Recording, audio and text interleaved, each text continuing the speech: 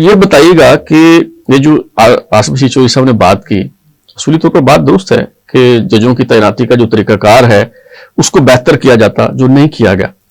لیکن یہ بھی تو ہو سکتا ہے کہ جیسے پہلے کوشش کی گئی افتخار چودھری کے دور میں کہ پارلیمنٹ کا اوور سائٹ ہو، لیکن وہ پیچھے ہٹنا پڑا کیونکہ جوڈیشری نے نہیں کرنے دیا. اس وقت جو ہماری جوڈیشری تھی وہ اپنی آئینی حدود سے تجاوز کر رہی تھی، ایگزیکٹو کے معاملات میں مداخلت کر رہی تھی.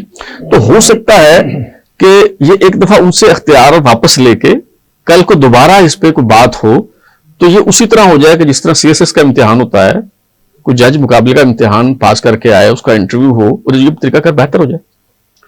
دیکھیے عدلیہ سے ہم کوئی بڑی توقع نہیں رکھ سکتے. ایسا بھی عدلیہ کا ٹریک ریکارڈ کیا ہے، وہ تو منتخب وزرائے اعظم کو پھانسیاں بھی دی، جیلوں میں بھی ڈالا، جلا وطن بھی کیا، سیاسی کارکنوں کے ساتھ جو کچھ کیا وہ پہلے سے کرتے رہے. جی ایک تو ان کو کوئی سمپتی حاصل نہیں ہو رہی ہے. ان کو سمپتی جہاں سے حاصل ہوتی ہے وہاں پہ شعور نہیں ہوتا، جہاں پہ شعور ہوتا ہے وہ لوگ تاریخ کو بھی جانتے ہیں. ان کو سمپتی کہاں سے حاصل ہو، سپورٹ کہاں سے حاصل ہو. اس وقت جو معروضی صورتحال ہے سیاسی طور پر، تو اس میں مجھے ایسے محسوس ہو رہا ہے کہ وقتی طور پر عدلیہ کو بے دست و پا کر دیا گیا. اس کو توانا اور مضبوط عدلیہ اس وقت وارہ نہیں کرتی. یعنی کمزور عدلیہ چاہیے. چونکہ عدلیہ کا اپنا ماضی میں کردار بہت کمزور رہا ہے. وہ کبھی ڈٹ کر کھڑے نہیں ہوئے، انہوں نے کبھی آئین و قانون کی حفاظت نہیں کی. پھر دیکھا ہم نے عدلیہ جب آزاد ہوئی تو بہت ہی آزاد ہو گئی نا. آزاد ہو گئی لیکن اپنے مفادات کے لیے آزاد ہوئی نا. وہ آئین و قانون میں بھی بعد میں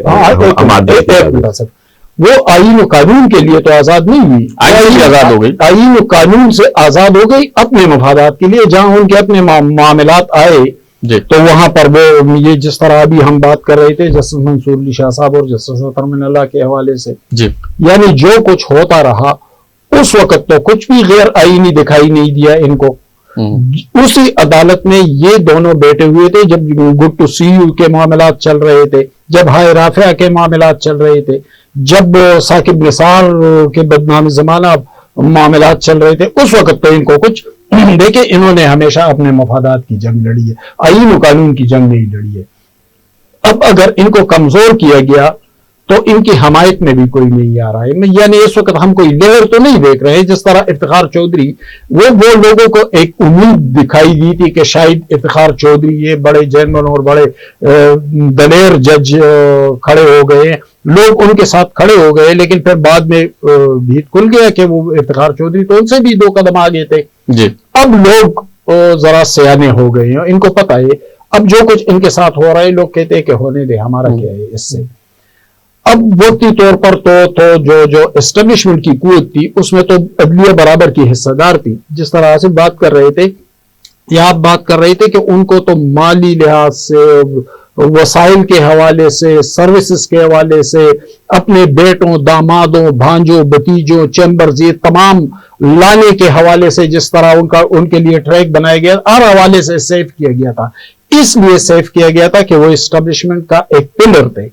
وہ اسٹیبلشمنٹ قانونی طور پر، آئینی طور پر ان کی مدد لیتی رہی. اب ان کو ضرورت نہیں ہے کہ ہاں بھائی آپ اس لیے بے دست و پا کر دیا. اس سے عوام کا بھی کوئی سروکار نہیں ہے کہ بھئی آپ نے کون سا تحفظ کیا تھا آئین و قانون کا.